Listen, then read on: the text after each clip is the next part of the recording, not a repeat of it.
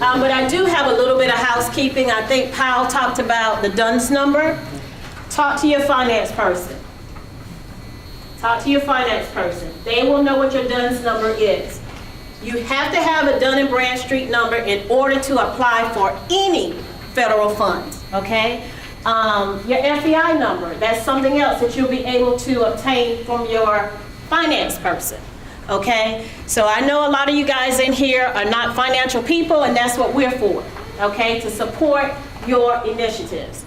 Another thing that came up as I was listening to the presentation, everybody has a budget, right? I mean, most of us as adults, we have to make sure that we have enough money set aside for household expenses, vehicle expenses, and things of that nature. That's what this application is. It's just a budget for your particular activity, okay? And the problem that you're trying to address. So you think about it and put it in your own terms, and you think about it as something that's personal to you, then guess what? You won't have any problems with this, okay? One of the areas, and I'm just gonna go step by step of each one of the cost categories, if you will, that are required in this application. Regular operating is gonna be one of the first ones that you'll come to after you complete all the personal services, if you have personal services that you're gonna be claiming on this budget, okay? And it's gonna include things like the Apple sensors, the bicycle helmets, it could be office supplies, just a variety of different things. So what types of things do you need in order to operate this particular program or activity, okay? One key thing to keep in mind is that those items usually cost less than $1,000. So if you have a particular item that costs more than $1,000, please don't put it here. Okay, we have another section for you. Okay? Again, as we go down through the cost categories, here's just an example of one that is been completed, and these are some of the items that you can fill in for this particular section. Okay? The next section will be travel. On several of these, I think some people have been talking about attending conferences and particular mileage that you may incur as you're traveling. This is where you're going to put your budget for all of your travel-related expenses. Meals, out-of-pocket meals that you may incur while you're on business at a conference. Make sure that you describe where you are and how much it's going to cost. Okay? Scarlett? Equipment is there. Oh, it is? Yeah. Okay. All right, and so here's where if you have any equipment that exceeds $1,000, this is where you're going to enter that information, okay? So if you have a radar or laser, intox or something like that, piece of equipment, and I know a lot of this is geared towards law enforcement because we do have a lot of you guys here, but if you have any type of equipment that may exceed $1,000, this is where you want to add that information. Now, let me pause, because if you purchase any type of equipment that is in excess of $5,000, the first thing you have to do is get prior approval from GOHS.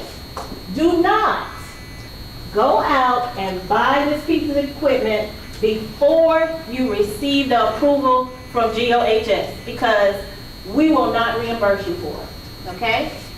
So once you receive that approval, then like Scarlett said earlier, you have 90 days, October 1st through December 31st, in order to make that purchase, okay? Not February the 3rd, not February the 5th, the first 90 days. So if you really want to be proactive, and I'm sure all of us do this, you can start looking at things ahead of time. Don't make the purchase, but you all know that you want to make sure that you get the best item for the best cost, okay? Contractual services. Some of us from time to time may need to go out and get speakers or instructors or some other subject matter expert that can provide us a service. And this is where you would include those particular contractors, okay?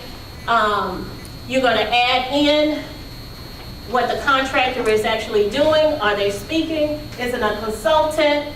You add that here, unit price, and maybe number of hours that they're gonna provide that service, and then a total cost. If it is awarded, the contract that you have with that contractor has to get prior approval from GOHS. So you can't just go out and contract and spend $20,000 with your cousin's sister's best friend. We want to make sure that we're looking at that contract, that there are items in that contract that meet the criteria of your problem that you're trying to solve, okay? Next. Per diem and fees. This one gets a little tricky from time to time, but if you have someone in your grant that is going to provide a service and they are not an employee of your agency, then you're going to include their expenses here. From time to time, you may have an employee, a non-employee that may travel to help you provide a survey or something, okay? And you're going to reimburse them for that. So you want to make sure that you put that information in here, okay? Because they don't work for your agency, that's the key. But I'm going to have that person provide some type of service for me, okay? Next. All right. Computers. Everybody knows that computers are a hot item these days, and it's something that a lot of agencies typically inventory very separately. And so that's why it has its own category, okay? Because if Scarlett's team is coming out and they're doing a on-site with you guys, they want to make sure that if you purchase 3 computers using this grant, that they see those 3 computers when they get there. And they're being used for the purpose of the program, okay? So any of those types of purchases need to be here, all right? Telecom, another technology item. Any cell phones or internet access that you guys may need in order to operate the program. I cannot stress enough. These are expenses that correspond with the problem that you're trying to resolve, okay? Everybody doesn't get lucky with this, but I just want to let you know there is an opportunity for you to ask for a motor vehicle, okay? However, how much is that motor vehicle? It's more than $5,000. That's right. So do not purchase a motor vehicle before you get prior approval from GOHS, okay? This is where if you want 2 Tahoes, then you're gonna put that information here. We need the make, the model. If you're gonna get 2 at $40,000 a piece, then your total cost is gonna be $80,000, okay? What we will in turn do is look at these items and present them to NHTSA, which is the National Highway Traffic Safety Administration. I know that's a mouthful. Before you make those purchases. So we have to ask for permission before you can actually make those purchases as well, okay? And there's a note down here on the bottom that says, no Dodge charges. Well, I probably counted about 75 Dodge charges on the way up here. But guess what? They're not made in America. So that violates our Buy America Act. So you cannot purchase any Dodge Chargers in your grant. So make sure that whatever you're requesting was actually made in America. Okay? Next. All right, so real estate. If you have to rent out or lease any space, office space typically, or even like a conference room or something like that, a meeting space to hold a meeting, then you can put those expenses here. And just try to be as descriptive as you can, so we don't have to come back and ask a lot of questions, but go ahead and put that information here. Square footage. Okay? All right, so again, we're going back to our budget. Once you put all of those cost categories in here, we have a summary page that will give you the total for each cost category. So it's going to tally up everything for you in the system, and you will know exactly how much you are requesting from us, okay? Now, down at the bottom, and Jimmy asked you this question the other day.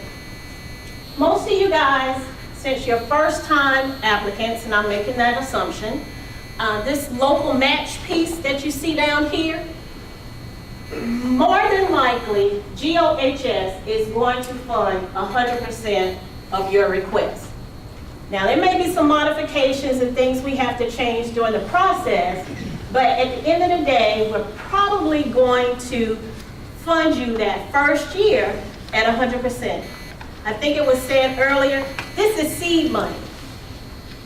So that we get you started, and then we are expecting you to eventually take this program, fund it over time, and keep it going, okay? So this is seed money.